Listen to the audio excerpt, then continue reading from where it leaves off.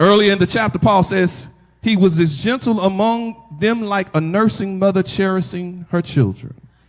Then in verse 11, he shifts the image and says, I dealt with you like a father does with children. Both are needed. Both have a role and a function inside of the household. Mama can't do it all. Daddy ought to be there present as well. It shouldn't be all on her shoulders. There should be some sharing of the load. That means spiritual care has both tenderness and toughness. Both is needed. It can't be all tender. We know what that's going to make. Can't be all tough. We know that becomes a difficulty. There is a motherly tenderness in ministry, but there is also a fatherly charge. There is comfort, but there's also correction. There is compassion, but there's also accountability. Yeah, I love you, but I need you to do right. Yeah, I care for you. Yeah, I'm going to provide for you, but you just can't live any kind of way, not around me.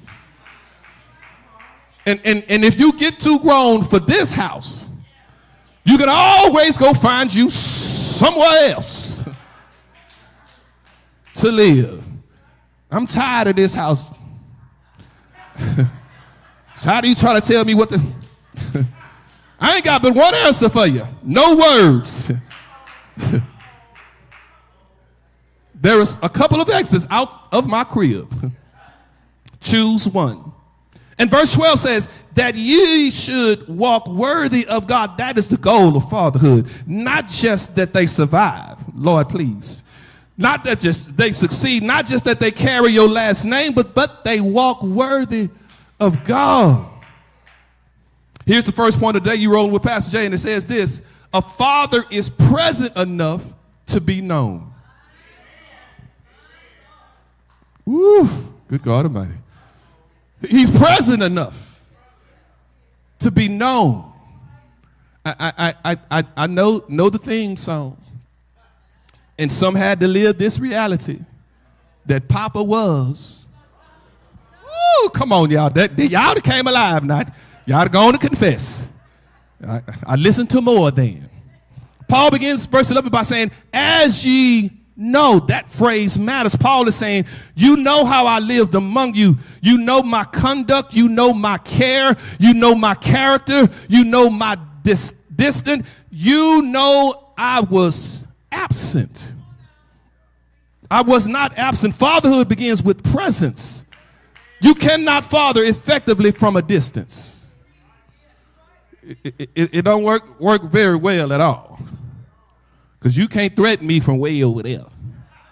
If you don't act right, I'm going to get you. Well, you over there. You know you're supposed to do what you're supposed to do. Don't make me. Well, I like to see you try it. You can send money from a distance. You can give advice from a distance. You can make promises from a distance. But shaping a life requires presence. Hope y'all get some of it today. Present doesn't mean perfection, though. Present does not mean you never get tired. Present does not mean you never make mistakes. Presence means you keep showing up for the assignment day after day, week after week, month after month. You keep showing up for the assignment, even if they look like they ain't showing up for the assignment. Lord have mercy, how many times we sat at that kitchen table trying to do that math homework. Boy, are you here with me? I'm not going to do this for you. This is your homework. This is one of the powerful pictures as Furious also tries to shape the life of young Trey in a hostile environment.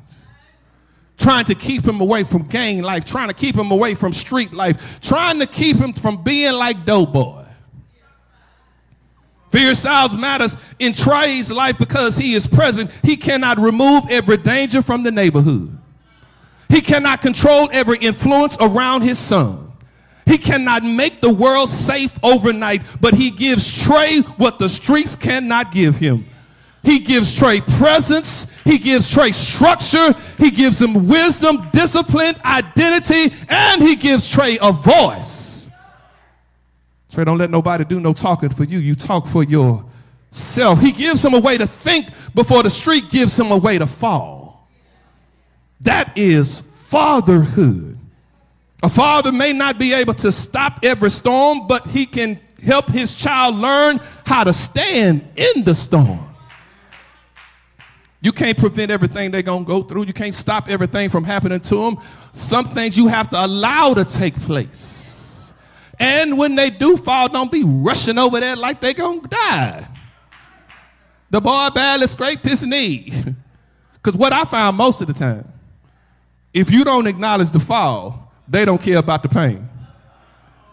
What are you saying, Pastor? Let one of them run, trip, and fall. You act like you don't see it. You act like you don't acknowledge it. They were getting ready to just scream and holler, and then you just kind of ease it up. You all right? Yeah, but you let them see them fall. You watching them, and you throw your hands up. Oh, are you all right? That's on now. They didn't fall out, start crying. That's the worst injury in life. They ain't even no blood. But if you don't acknowledge the fall, they don't care about the pain. Don't make such a big issue out of them falling down.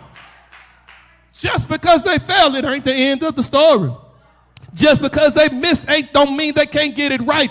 Just because they did not progress like you wanted them to, don't make a big deal out of the fall, and they won't care so much about the pain. A father may not be able to stop it, but he can help them stand in. A father may not be able to change the whole world, but he can help shape the world inside his own house.